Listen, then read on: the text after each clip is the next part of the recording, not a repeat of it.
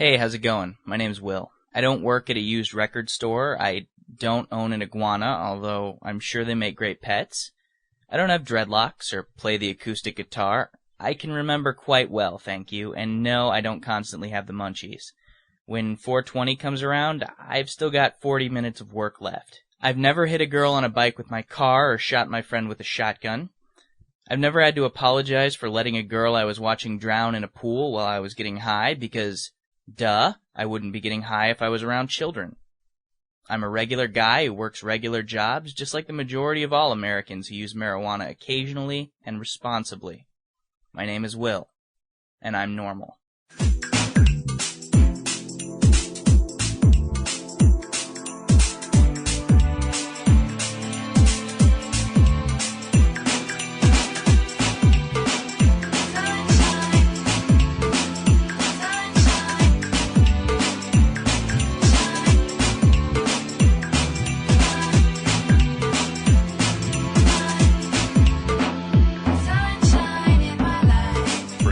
And distributed by the National Organization for the Reform of Marijuana Laws in Washington, D.C. This is your daily audio stash, the growing truth about cannabis. Welcome to the most popular audio podcast regarding marijuana in all of America and all the world, featuring interviews with scientists, politicians, doctors, prohibition policy activists, regular cannabis consumers, musicians, and NORML staff and NORML's board of directors, along with music and comedy no other podcast can offer. You can always find out more about the show at our website, NORMLAudiostash.com. We're ending marijuana prohibition with education, one listener at a time.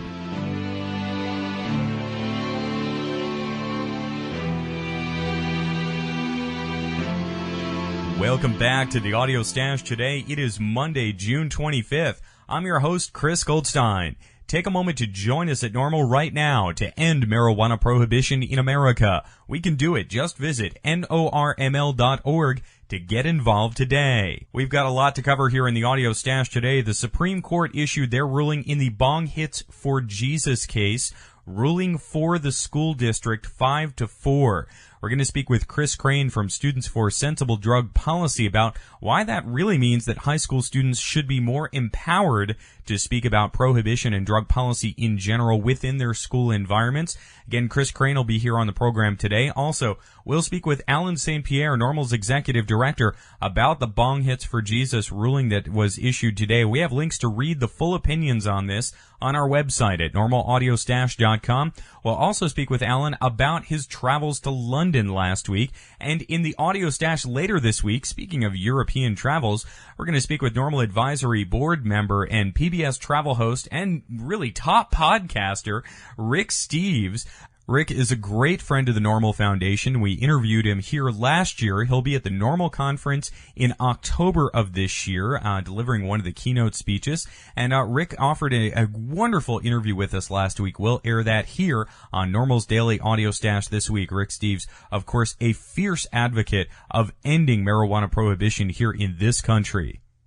So we have a lot to cover here today on NORML's Daily Audio Stash. We also have some music for you today. Stay tuned.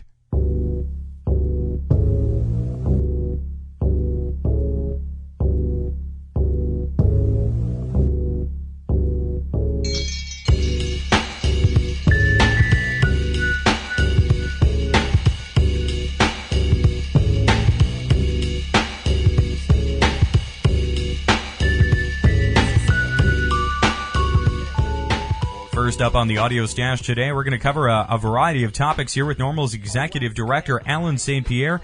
Alan, welcome back to the Audio Stash today. Good day, Chris. Alan, thanks again for joining us here today. We're going to cover a few topics here. Let's start with the Supreme Court ruling on the Bong Hits for Jesus banner case today. Again, listeners can read the full Supreme Court opinions through a link we have at NORMLAudiostash.com. Alan, what did you take away from this ruling?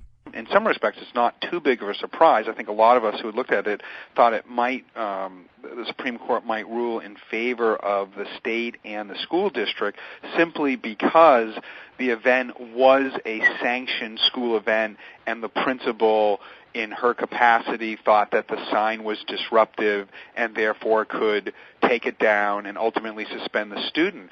But what this decision says today from Judge Roberts so clearly is that in the realm of drugs, students have today lost their First Amendment rights in school. That is what I got from this decision today, and I think that Justice Stevens was correct in pointing out that in a state like Alaska, where marijuana has been a viable political issue for years, in fact, the last 3 years there's been initiatives and a statewide vote on marijuana.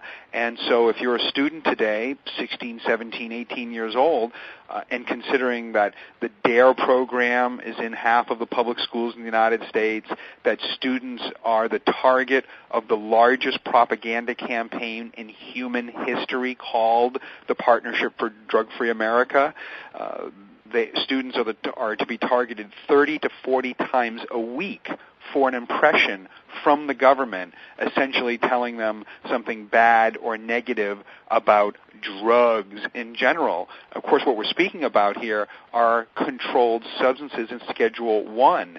One of the things that I am confused by this particular ruling is what if the students put up a sign that says something to the effect of students for bud, or some sort of something that's positive about alcohol, or something positive about pharmaceutical drugs, or positive about tobacco. What about a sign that said something like, puffing cigarettes for kids or something like that? Would that have triggered the right wing in this country, led by the former Solicitor General of the United States, Ken Starr, to embrace this case and to, as they successfully did, brand it as a case to protect students against discussions around drugs in this country? So this case is terrible from a First Amendment point of view.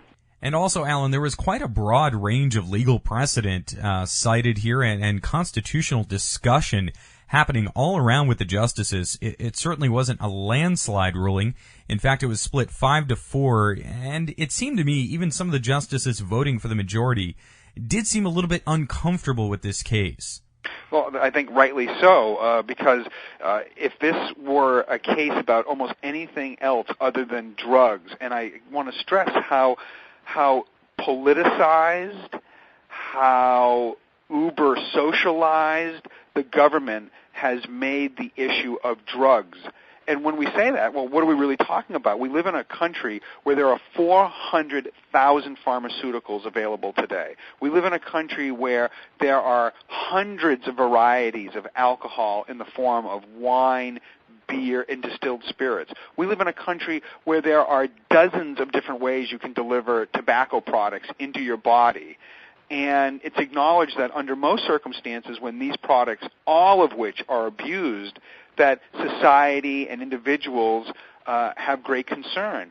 But to turn around and essentially criminalize this type of speech is just going to further complicate the court's work in the years to come. What happens when, since so much of this is being done in the schools to protect children, and that because drugs are so vilified and demonized by the federal government, and that it has all these different mechanisms and programs to thwart students from this activity, it doesn't matter that they're not at all successful, just simply the fact that they exist is enough for the government, apparently in this case, to prevail by saying that essentially these students are running up against conventional dogma. Well, what's going to happen in the future when students, say, oppose food that is not vegan? What happens when students come out in favor of sexual freedom rather than sexual abstinence? Or what happens in the future? One can hardly not envision this coming down the path. What happens when students unfurl a banner at a student-sanctioned event that says, hemp can save the world, or hemp can save the forests? Well, by definition, that's a pro-drug statement, even though both statements are in fact true regarding hemp being a very viable plant, a utilitarian plant, probably more so than the soybean, but our government has vilified and criminalized hemp. So what's going to happen in the future when students come out in favor of hemp, logically, rationally, as they should, from a pro-environmental point of view? Are they going to be punished as being advocates for pro-drug speech? The Supreme Court has really opened up a terrible, terrible area of free speech here. And Alan, we're going to speak with Chris Crane of Students for Sensible Drug Policy in a moment further about the Bong Hits for Jesus banner ruling from the Supreme Court today. But I want to move on with you. You were just in London speaking before the longest-running marijuana reform organization in the world. Alan, tell us about that visit. In fact, it is. Myself and Dr. Ethan Nadelman attended from the Drug Policy Alliance the 40th anniversary of a group called Release, and they are the oldest drug policy reform group in the world that has been organized for all these years. And so they had a conference in downtown London. They had about 200 people show up. And what I found so notable about it was that they invited many of their original funders and founders to come on out and talk about why they started it in 1967 and what their impressions are all these years later. And the two things I got from most of the speakers was fascinating was that a certain degree of apology, an apologetic tone to the audience that they'd started something in the 1960s that they thought was going to happen rather soon, the legalization of marijuana. And in London, unlike the United States, there has not been nearly the degree of drug policy reform as compared to here. There is not effectively reform groups like NORML. They don't have chapters. They don't have lawyers out there advocating for drug policy reform en masse. They don't have more than a few different groups that up until recently received most of their monies from the government itself, which didn't leave them in a very strong position to challenge the government. So today, a lot of these groups are now swinging more towards private charities and getting money from stakeholders for reform. And it was a fascinating array of people. There was a member from the House of Lords, Lord David Rothsbotham, who heads the prisons in England. He came out and essentially said the prisons are a disaster in the United Kingdom, and that largely because of nonviolent offenders, that's of course a code word for drug offenders, are just overpopulating their jails.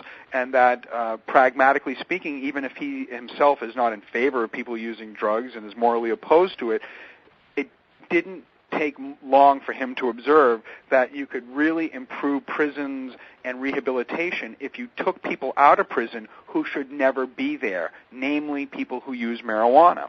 Other speakers were from the members of Parliament, members of European Parliament, all getting up there and acknowledging that Britain is way behind the times, mainly compared to other countries in Europe like Spain, the Netherlands, Portugal. All of these places have moved much further, much faster, even though it was in England that much of this revolution of thought and of activity began in the 1960s, but it hasn't really moved forward, and many of the speakers were just very apologetic that it hasn't moved as fast as they wanted. And the other thing that they seem clearly vexed by and intrigued by the American and Canadian situation is how it is that we're able to build community. How is it that we can have podcasts with 15 or 20,000 people a day listening to it? How can we have web pages where 30, 40,000 people a day come to it and download millions of pages of information? How can we have Seattle Hemp Fests and Boston Freedom Rallies drawing hundreds of thousands of stakeholders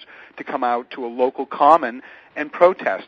Because this doesn't happen at all in the United Kingdom. So for me, it was sort of fun and fascinating to relate to them how it is that NORML and all these other groups are building community here in America to actually change the laws. And Alan, there was some reform happening over there in the UK, in London specifically, but it didn't really carry over to the rest of the country. Well, to some degree, they have changed the scheduling of marijuana, or as they would describe it, the classification of it. And to a large degree, one could describe it as slightly decriminalized.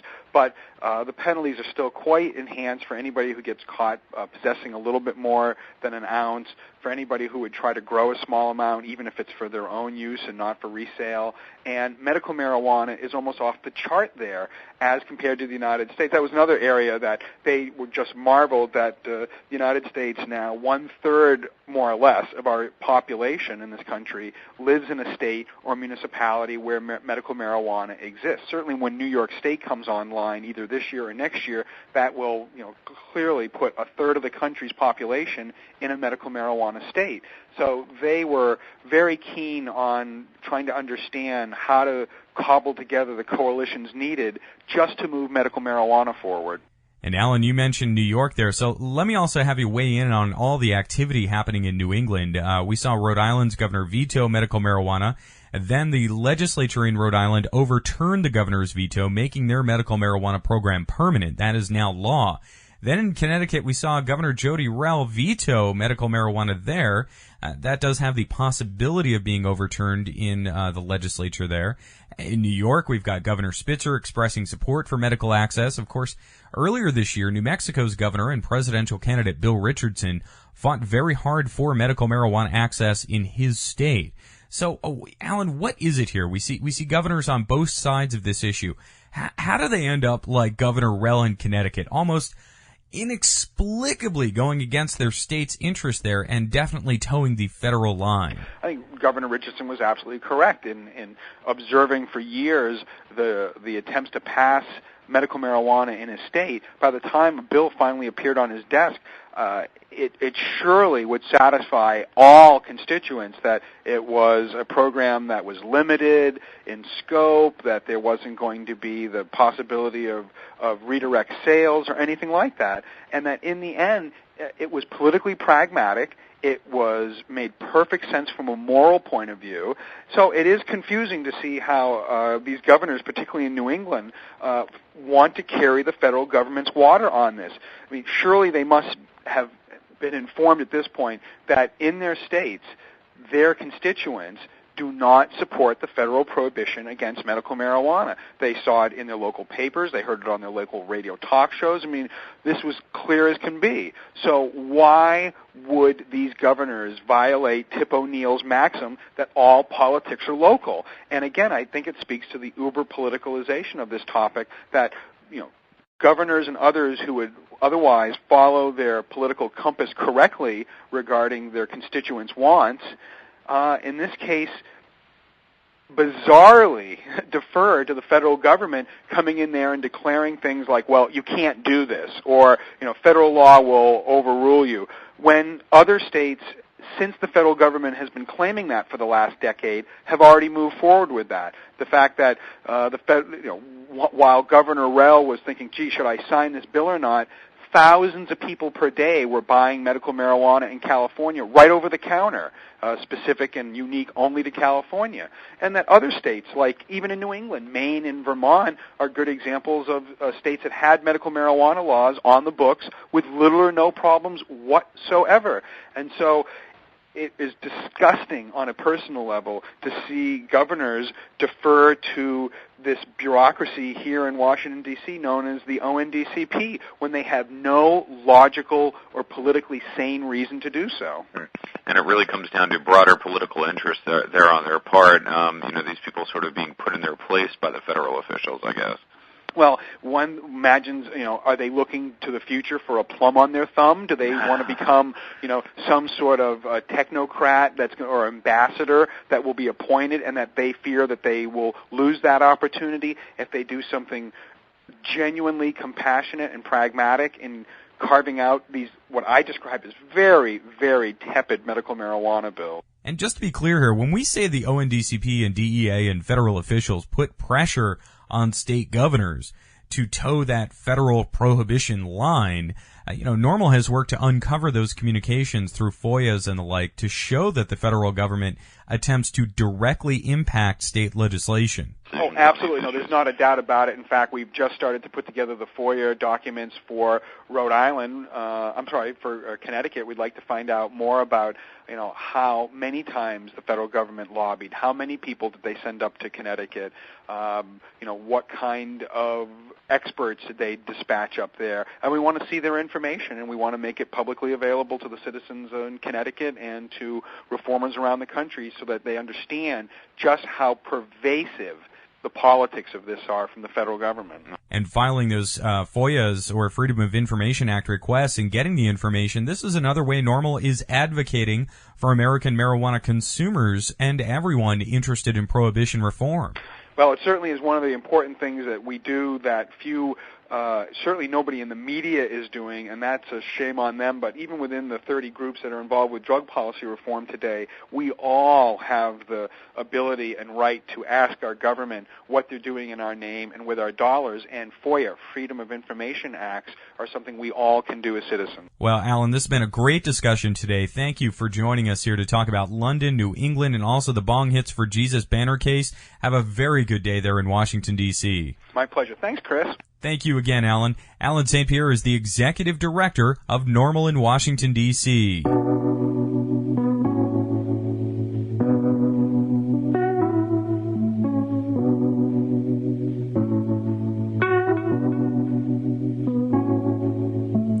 my eye in the sky, I see everything. Lay them down on the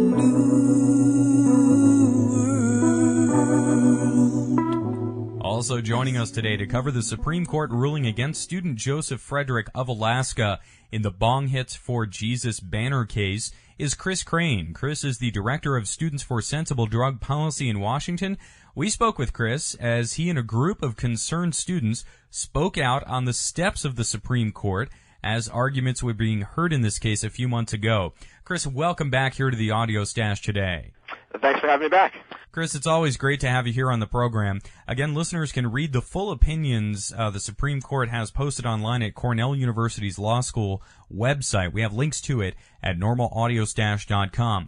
Chris, what did you take away from this 5-4 Supreme Court ruling today? Well, it's a bit of a mixed bag. We're disappointed that the Supreme Court would curtail students' free speech rights in any way.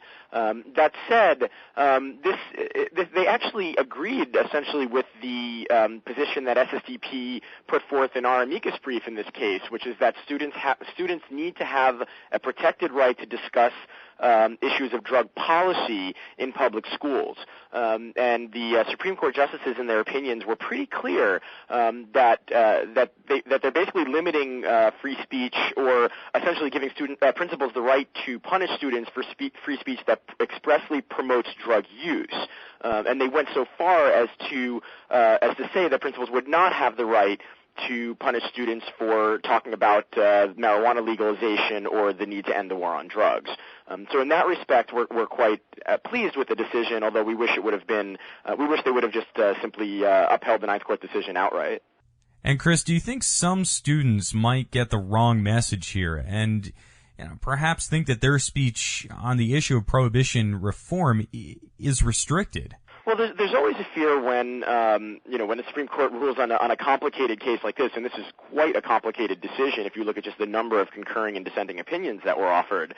Anytime the Supreme Court offers a ruling on a complicated case, there's always the concern that the media coverage of the case is going to be oversimplified, and that students will come away with the wrong message. A big example of this would have been when the Supreme Court ruled in both the Oakland Cannabis Buyers Cooperative case and then the Rach V. Gonzalez case. The media was basically reporting it as if medical marijuana had been overturned when that wasn't the case. So in this case, of course, we are concerned that students will see this and think that they no longer have the right to talk about drug policy reform or drug policy issues in public schools, which is why we're undergoing a serious media outreach effort today, and we'll be doing so for the rest of the week, to make sure that the media understands that the court in no way limited a student's ability to talk about marijuana legalization, the need to end the war on drugs, the efficacy of medical marijuana, and so forth.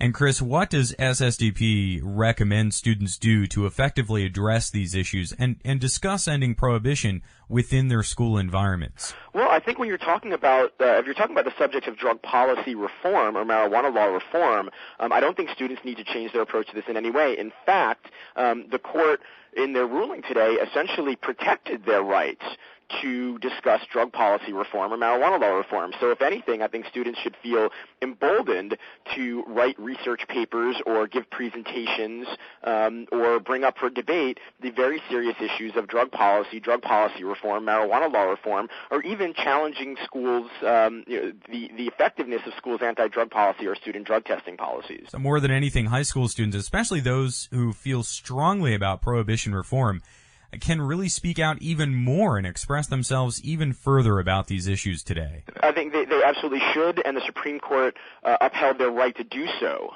So it's not only something that they have the right to do, but I feel it's something that they should be doing. Righto. Well, Chris, thank you very much for taking time to join us here today. I look forward to speaking with you again very soon. Not a problem. Thanks for having me on as always, and happy to do it anytime. Chris Crane is the Director of Students for Sensible Drug Policy in Washington, D.C. We'll speak with Chris again on Thursday concerning SSDP's work on the Higher Education Act. And we have links to SSDP's website online. They're located at ssdp.org. We have links to them at normalaudiostash.com.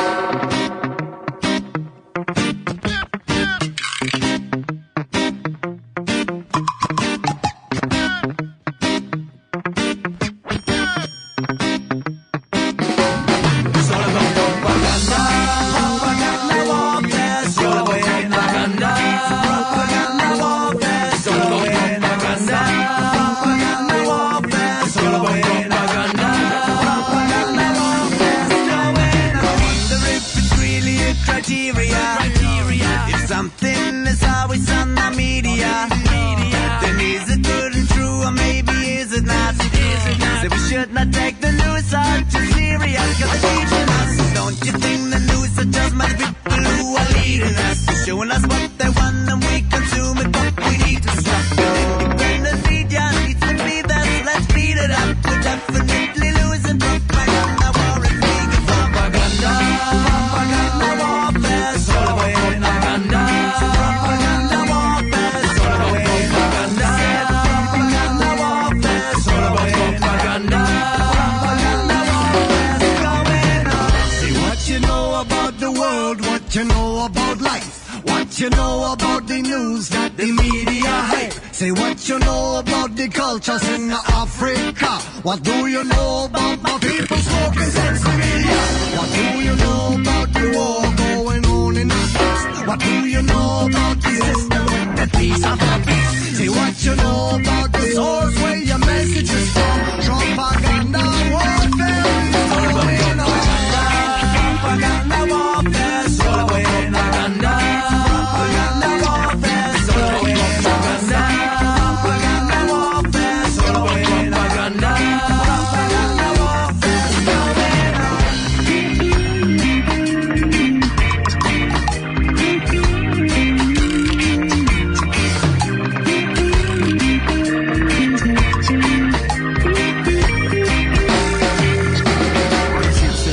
Wänden und lass den Fernseher lieber aus. Habe mich zurückgezogen in mein kleines, sicheres Haus. Ich beobachte Tag für Tag aus einer geschützten Position. Und was ich da sehe, das mag ich nicht. Ich glaub es nicht so. Du kannst mir erzählen, was du willst, solange du nur eine Seite kennst. Hast du keine Sicherheit, die andere als dein Feind zu nennen. Du musst dir schon die Mühe machen, beide Seiten zu verstehen. Dann kannst du auch ohne Zweifel ein gerechtes Urteil geben. Hast du Zweifel, dann glaub es nicht. Glaub es nur, wenn du sicher bist. Hast du Zweifel, dann glaub es nicht. Glaub es nur, wenn du sicher bist. Propaganda, Propaganda warfare, so propaganda. Propaganda warfare, so propaganda. Propaganda warfare, so propaganda. Propaganda warfare, so propaganda.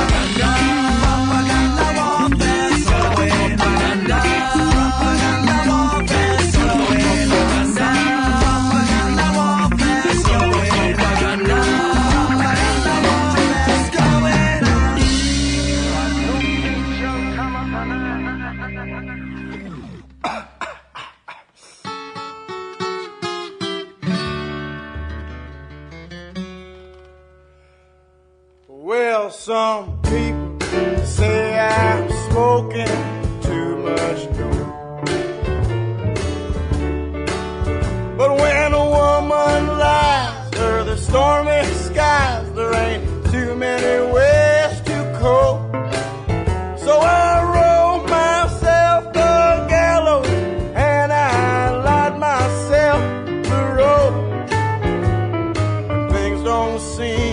as bad to me when I'm smoking too much dope. Well, I think I may be drinking too much wine. But if you leave me for a few with a glass or two, well, I'm sure to change my mind. Oh, the doctor said it's good for the heart disease, so for a broken heart like mine, oh, I pop the cork off that bottle and start drinking too much wine.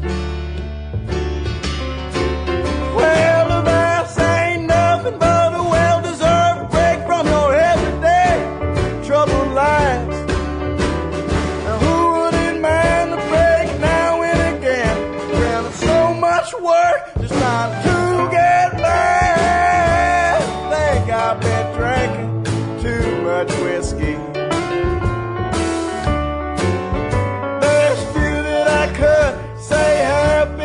Good as whiskey has been to me. Oh, when you're swimming in a bottle, life seems like some distant sea that you never want to go to when you drink too much whiskey.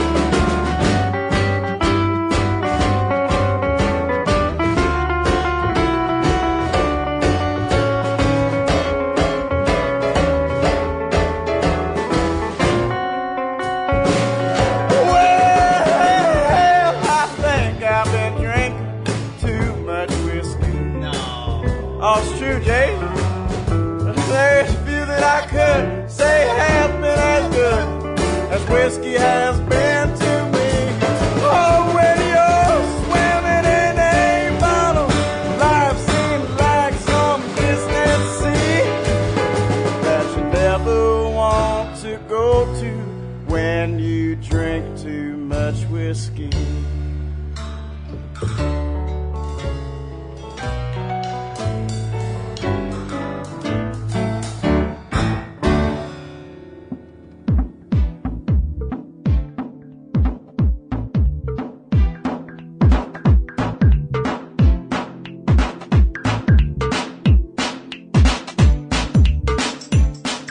Listening to NORML's Daily Audio Stash, the growing truth about cannabis. Make sure you visit our website at normalaudiostash.com. That's NORMLAUDIOSTASH.com for more information about every day's show. I'm your host, Chris Goldstein. Thanks for listening today. See you at 4:20 tomorrow.